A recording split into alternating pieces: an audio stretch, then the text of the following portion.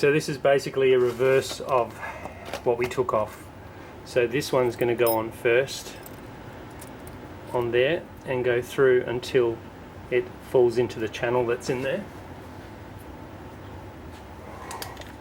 You can see that channel down there. You can see that shiny just there, the tip of my fingernail. Yeah, that shiny bit. It's got to fall in that channel there. Try not to let it go back down into the bell housing, because there it's a bastard to get back out. Anyhow, so that's got to go on first. Then your collar, this bit here. So it's going to go with the recess in, because it's going to sit. It's going to sit on that. So it's going to sit like that. That's what it's going to look like, but it's going to be facing that way. Okay.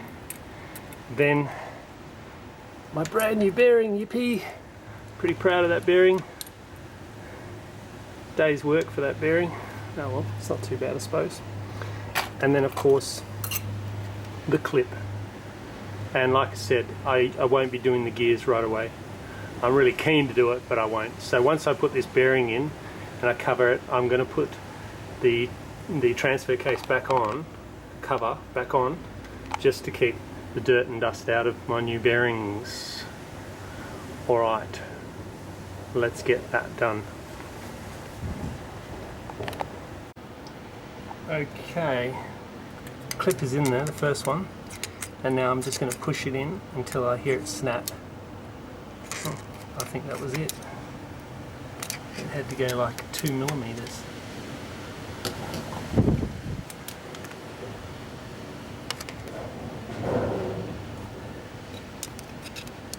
Yes, it's definitely in. See how I can spin it? Spin it all the way around just so you know it's seated in. Yeah, it's definitely in there. Okay, next one, the collar with the recess facing inside. In it goes. So that sort of stops the bearing from moving. Then the bearing. This isn't tapered, this bearing, so I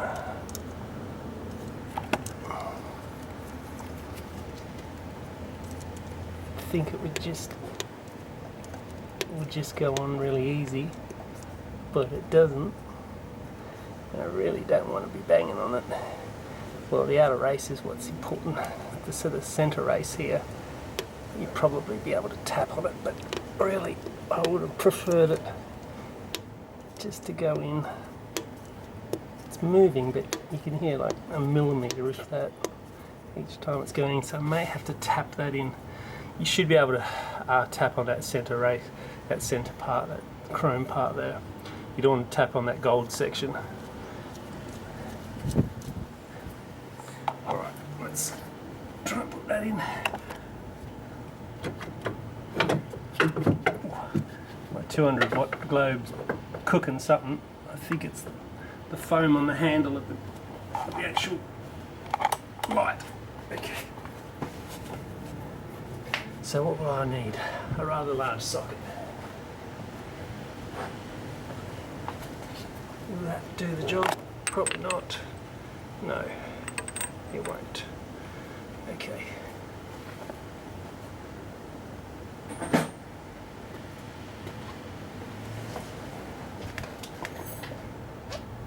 I'm just trying to find something that's obviously not going to work. Yes. The other bearing would work, but okay. I'm just going to have to tap that in very lightly. Try and square it off as much as possible, so when I find something to put over that, I'll come back. Okay, so I've put a little bit of gear oil on it. I think it's in shot. So what I'm going to try and do, I've cut a tiny bit of dowel so it can just sit in there. I'm just going to try and tap that in like that.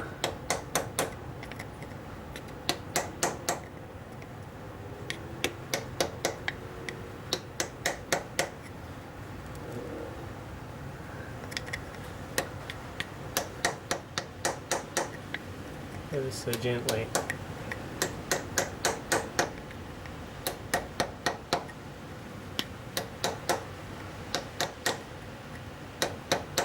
I think it might just need to get over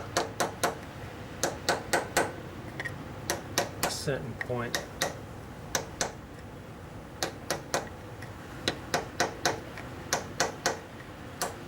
God, I hope I don't have to take this out again.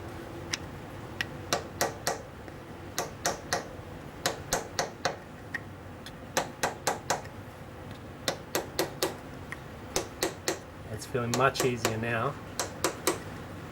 And I'm just giving it real, like my hand is right at the top of the hammer, like that. Like right at the top, just tappy tap, very, it's not Happy Gilmore there.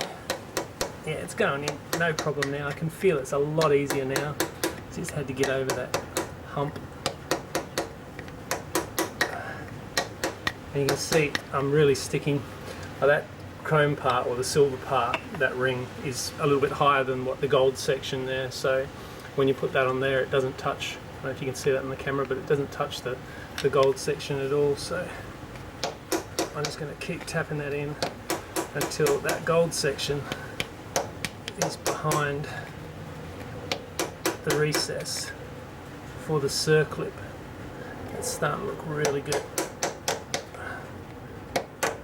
That's home. I can hear the difference, and I can feel it. Make sure we get it home, all the way around.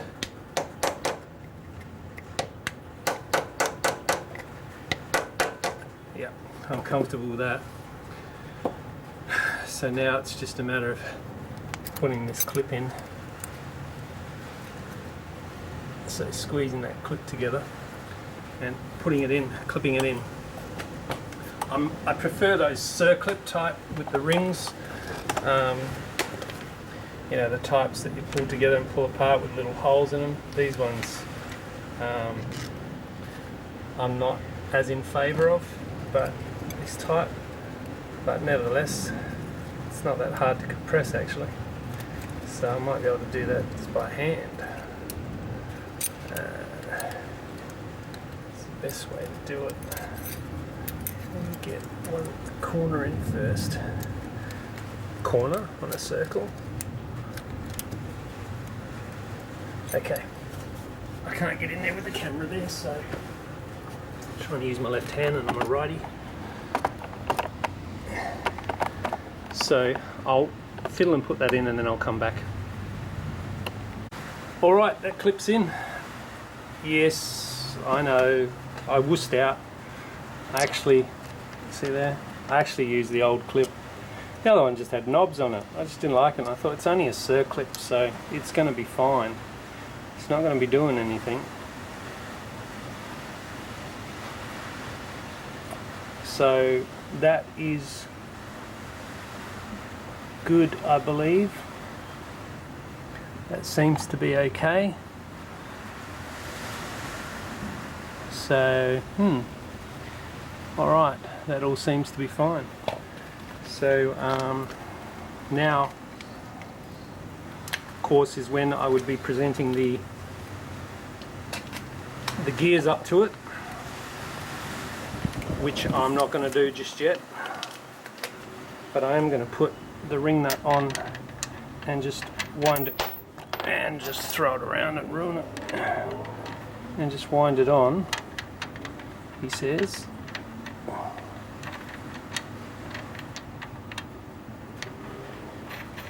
Alright, just put it there, and now I'm just going to put the cover back on it while I go and do all the other stuff. So like I said, I want to look at my budget and see if I can source one of those gears. I think I can get one from Eurospares in the UK, second-hand one. I think they want around £300 for it second hand. So currently, because of the stupid coronavirus, the Aussie dollar has absolutely tanked. I think it's down to like around 65 US cents. It's absolutely crap at the moment. So pound wise, it's probably maybe even, you know, £50, 50 pence to our dollar, so it's double, so it's just be about $600 for the gear, but $600 to have peace of mind. Imagine if that gear goes, imagine the damage that it would do in this area here. It'd be quite catastrophic. So hopefully I haven't missed anything or left anything out, forgotten anything. I've got my O-rings in, my thrust bearings in there. I gooed up around where I needed to. Inspection plates on. The slave cylinder's connected. I did the old test with the clutch, and that's engaging and disengaging. So that's good. It means the pressure plate's working. Torqued all the nuts down. Like I said, I'll get back to you about the torques on that. And I've got the rear ring in, I've got the collar in, I've got the bearing in, I've got the front clip, circlip on, and my ring nut ready to go. So we're looking good. We're looking good at this stage. So I can only go from here.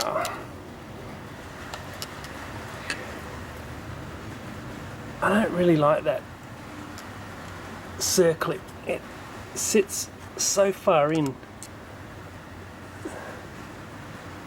Like on the other sides, it's like there, it goes right in, like it's almost level.